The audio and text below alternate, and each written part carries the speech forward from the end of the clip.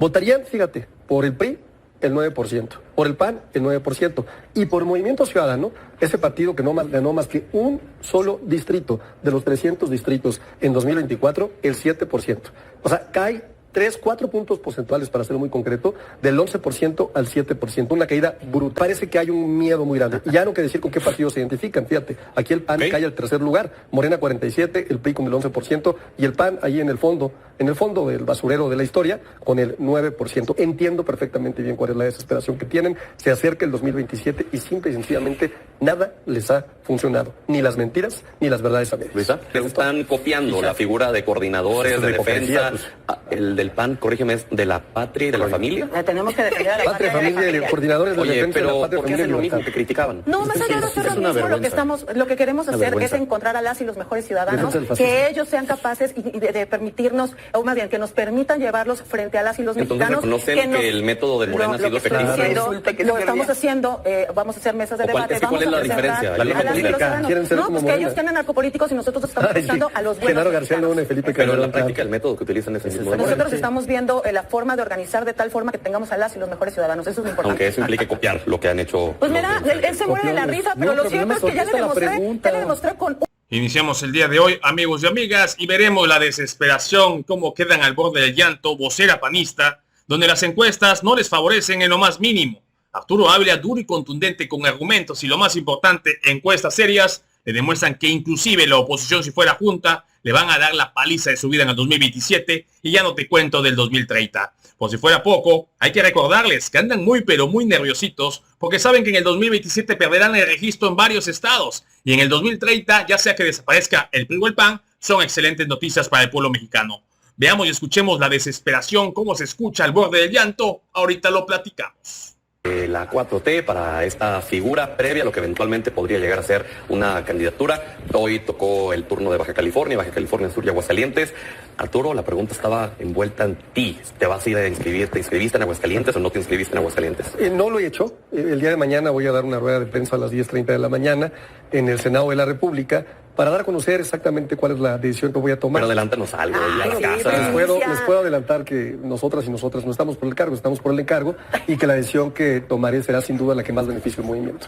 No es una decisión personal, es una decisión siempre en beneficio del movimiento. Algo que la derecha siempre y sencillamente... Pero ¿es una decisión tuya o es una decisión del partido hacia ti? No, siempre es una decisión mía, siempre es una decisión mía. En nuestro movimiento no se toman decisiones de forma unilateral, pueden participar quienes quieran.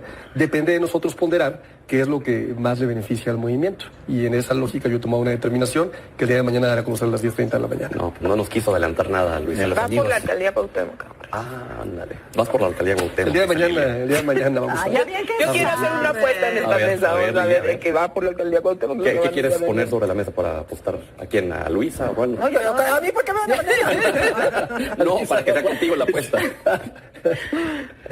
Hagamos una quinielita, a ver. Ahí luego apuntan. Pues a ver, el señor es diputado de Aguascalientes, plurinominal, pero es diputado por Aguascalientes. Ni siquiera vive en la Cuauhtémoc. ¿Vives en la Cuauhtémoc? Sí, ¿No vives claro. en Coajimalpa? No, en la Cuauhtémoc. Bueno, en Aguascalientes. Pero además hay una diferencia, fíjate.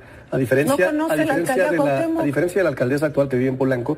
Sí vive en Polanco. Sí vive en Polanco. A diferencia de ella que vive en Polanco y que nació en Miguel Hidalgo, yo sí nací en la Ciudad de México. Entonces nos veremos después. Pero, o sea, no hay tema. Es un turista electoral. Donde lo quieran recibir, ahí ya veremos. Lo bueno y lo importante es que la decisión que yo tome sin duda va a venir a modificar la vida para bien de muchas personas. Y eso me da muchísimo gusto. Y entiendo el miedo que les da. Bueno, Lilia, ¿quieres comentar algo de los registros? Yo no me estoy diciendo que hagamos una quiniela. Más allá de lo de... Creo que la voy a ganar. A ver, más allá de lo de Arturo, esto incluye también al PT. Y hay figuras que han estado tratando de aprovechar el saldirse, el sacarle la vuelta al tema del nepotismo, al registrarse o intentar hacerlo por el PT. ¿Eso cómo lo estás viendo tú? No, pero esa no es la lógica del PT. En el PT tomamos una determinación justo que llamamos a la Mesa Nacional de Candidaturas, donde nosotros tenemos perfiles muy importantes. Una de ellas colaboradora de esta mesa, Giovanna Bañuelos, que son del PT, no se van a inscribir bajo las reglas de Morena y se inscribirán bajo las reglas del Partido del Trabajo,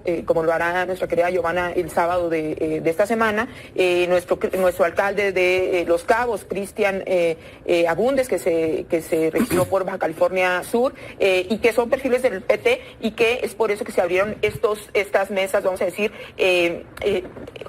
junto con Morena, para que en los mismos tiempos y bajo las mismas mismas reglas puedan competir bajo el mismo escenario también, al menos en las reglas que tiene el movimiento en términos de tiempo. Pero es decir, si alguien de los que por el nepotismo u otra cosa no puede hacerlo por Morena, quiere hacerlo por el PT, ¿lo puede hacer o no? Yo creo que sería ocioso. Es decir, nuestra convocatoria está abierta. Yo justo vengo de Chihuahua y nuestra convocatoria está abierta porque ha sido la decisión de la dirigencia del partido que seamos el vehículo para candidaturas ciudadanas que quieran coordinar la transformación en los estados, en los distintos estados. Pero me parece que sería ocioso un registro de esta naturaleza porque de todas maneras la regla sigue aplicando para Morena. Si quiere ser candidato de la coalición, tendrá que pasar los filtros de los 3 partidos. Y el filtro de Morena es muy claro.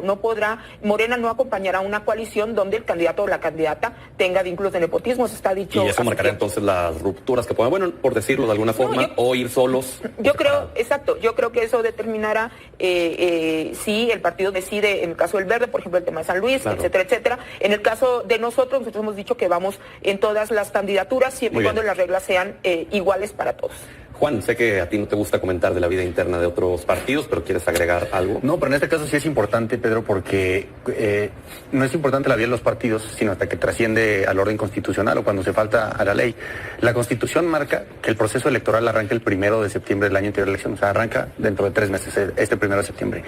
Y en Morena ya están anunciando esta simulación, que le llaman coordinadores, para tener candidaturas. Yo lamento mucho que el PAN y que el PRI también se estén sumando, incluso poniendo los mismos nombres, o sea, ni siquiera buscando otra fórmula para separarse, haciendo exactamente lo mismo que está haciendo Morena.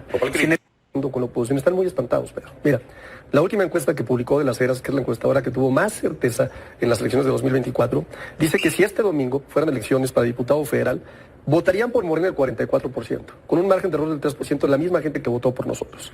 Votarían, fíjate, por el PRI el 9%, por el PAN el 9%, y por Movimiento Ciudadano, ese partido que no ganó más que un solo distrito de los 300 distritos en 2024, el 7%. O sea, cae 4 puntos porcentuales, para ser muy concreto, del 11% al 7%, una caída brutal.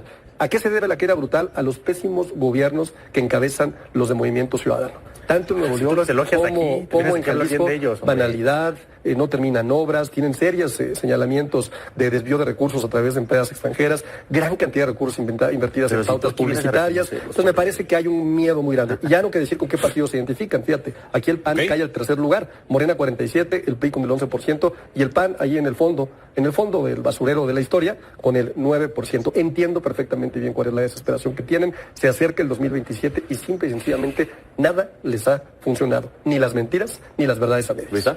Pues una mentira no es tener narcopolíticos, pero yo nada más para que un poco dejar en claro los comentarios que hace Juan Zavala en esta mesa, tengo que decir con cierta hipocresía, porque por un lado dicen que les falta mucho a varios senadores, a varios diputados federales, pero cuando Samuel García a 2 años de gobierno pidió licencia para poder buscar una candidatura a la presidencia de la República, ahí sí yo no vi a Juan Zavala señalando de mal gobernador a Samuel García. Y todavía cuando Samuel García tuvo que regresar al gobierno porque vio sus intereses pendiendo de un hilo, entonces ahí sí ya no le importó ser presidente de México, siempre no era tan importante y siempre sí era importante regresar al gobierno de Nuevo León. Creo que aquí el sinsentido que plantea Juan Zavala es brutal. Y decirlo, más allá de temas que plantea aquí Arturo Ávila, creo que las y los mexicanos que necesitamos hoy una verdadera alternativa de nación. Frente a un gobierno que acuerda con el crimen organizado, frente a un gobierno que pacta con ellos, necesitamos fuerza del Estado. Frente a un gobierno que regala 800 millones a quien lo tiene secuestrado como gobierno, frente a eso, fuerza de Estado. Por supuesto que necesitamos que ya no haya gobernanza alternativa, como sucede en Cuauhtémoc. Oye, Luisa, ¿has visto las imágenes de aquella señora que permite no la entrada al Zócalo? Le tienen que hacer la credencial de elector frente a la fuerza pública. Estas gobernanzas alternas que tiene Morena ya son suficientes en este país. Me gustaría que nos respondieras lo que apuntaba, creo que Juan, de forma atinada. No, de forma atinada. El hecho de que le están copiando la figura de coordinadores, de defensa, el del PAN, corrígeme, es de la patria y de la familia. Tenemos que defender a la patria, familia, coordinadores de defensa de la patria, ¿por qué hacen lo mismo que criticaban? No, más allá de hacer lo mismo, lo que queremos hacer es encontrar a las y los mejores ciudadanos, que ellos sean capaces de permitirnos, o más bien, que nos permitan llevarlos frente a las y los mexicanos. Entonces, ¿reconocen que el método de Morena ha sido efectivo? Lo estamos haciendo, vamos a hacer mesas de debate, ¿Cuál es la diferencia? No, pues que ellos tienen narcopolíticos y nosotros estamos buscando a los buenos. Genaro García Luna y Felipe Calderón. Pero en la práctica el método que utilizan es el mismo. Nosotros estamos estamos viendo la forma de organizar de tal forma que tengamos a las y los mejores ciudadanos. Eso es lo importante. Aunque eso implique copiar lo que han hecho. Pues mira, él se muere de la risa, pero lo cierto es que ya le demostré con una muy clara. Ahorita te voy a contestar. También vas a contestar. Te voy a contestar, por supuesto. No sé si sabes, si me permites. No sé si sabes. Perdón, estaba en mi tiempo, él me Adelante, interrumpió, pero te permito. La licencia es un derecho. Ahora sí es un derecho que pidas licencia. Hace 30 segundos no. Tranquila, Luisa, estoy respondiendo. Es un derecho constitucional. Samuel lo pidió un día antes de que iniciaran las precampañas. Aquí lo están haciendo 5 meses antes, ustedes y los de Morena. Creo que sí hay una diferencia entre pedir licencia un día antes de que inicie el periodo previsto en la Constitución. Sí. Sí hay una enorme diferencia entre eso y pedirlo 6 meses antes de que inicien las precampañas. Para mí hay una enorme diferencia y creo que la gente que nos está viendo lo tiene muy claro. Y también ustedes tenían miedo de eso, que operaron la Suprema Corte. Ahí están las reuniones de Santiago Krill, Alito Moreno con la entonces presidenta de la Corte, Norma Lucía Piña Hernández. Entonces, el que la retiró porque había una resolución de la Corte. Muy bien. Entonces ya no era tan importante ser presidente. Lilian, y que después puedan ser algo negativo para ustedes. 2 cosas. Yo respondo a tu pregunta. Lo primero es lo que aprobamos en la Cámara de Diputados, el periodo extraordinario, que es esta comisión. A pesar de que la verdad es que fuimos en el planteamiento bastante sensatos, porque también hay que cuidar la presunción de inocencia y sobre todo no entregar carpetas de investigación a los partidos políticos, como el Partido Acción Nacional, que tiene vínculos con el crimen organizado, el caso de García Luna, pero que no se lo des a los partidos políticos para que puedan resolver esas carpetas de investigación. Segundo, a mí me parece un poco graciosa los señalamientos de Luisa, porque dice que están muy hechos para adelante a combatir el crimen organizado. La gobernadora de Chihuahua se cansó muy rápido de enfrentar el tema del crimen organizado y se dio 2 semanitas de vacaciones después de su cruzada mediática en contra del crimen organizado, que además se culmina el día de hoy con una muy vergonzosa respuesta legislativa en el Congreso de Chihuahua, donde supuestamente legislaron en contra del crimen organizado y terminaron en una iniciativa completamente descafeinada. Y yo creo que hay 2 cosas que resolver, Pedro. La primera es cómo resolvemos lo que señalaba Juan. Lo que es cierto es que hay legisladores que están electos por 6 años, por 3 años, y que tienen que poner el énfasis específico en el trabajo por el que se les eligió para hacer, y pueden hacer proselitismo en su tiempo libre, y eso habrá que señalarlo muy bien, y no en horarios de trabajo. Creo que ese es uno de los retos que tenemos. Y segundo, cómo blindarlo del crimen organizado. A mí me parece que eso va a caer en la responsabilidad de cada uno de los partidos políticos. El planteamiento que nosotros tenemos, no solamente hacemos caso a las investigaciones que se hacen probablemente por parte de las fiscalías locales, etcétera, etcétera, sino ¿ustedes están en contacto permanente con las fiscalías locales solicitándoles la información, las carpetas? Hacemos investigación a través de nuestros comisionados políticos nacionales, que es el lugar que, por ¿tienen, ejemplo, digamos, como una agencia interna de investigación? Nosotros hacemos a través de nuestro comisionado político nacional en los estados, el puesto que tengo yo en Chihuahua, hacemos contacto y hacemos investigación, vamos a decir, de lo que escuchamos. Recordemos que no necesariamente todas estas señalamientos que se dan están en carpetas de investigación. De hecho, la mayoría no están en carpetas de investigación. Mucho se da por la rumorología y tenemos el cuidado siempre de tener los elementos legales que estén a nuestro alcance. Pero si recae solo en una persona, ¿no podría favorecer a alguien? No, lo que pasa es que nuestras decisiones son colectivas. Y parte de los estatutos del Partido del Trabajo no solamente hablan de que tengas que presentar una carta de no antecedentes penales, que eso en la realidad hoy no te dice gran cosa, sino que se tenga un contacto constante con las causas populares, algo que nos dé un indicio de que el trabajo que hacen las personas que van a ser candidatos tienen un trabajo político y no de otra naturaleza. ¿Cómo se blinda, Arturo, más allá de lo que ya nos han expresado en la práctica, en la realidad? ¿Cómo se pueden blindar?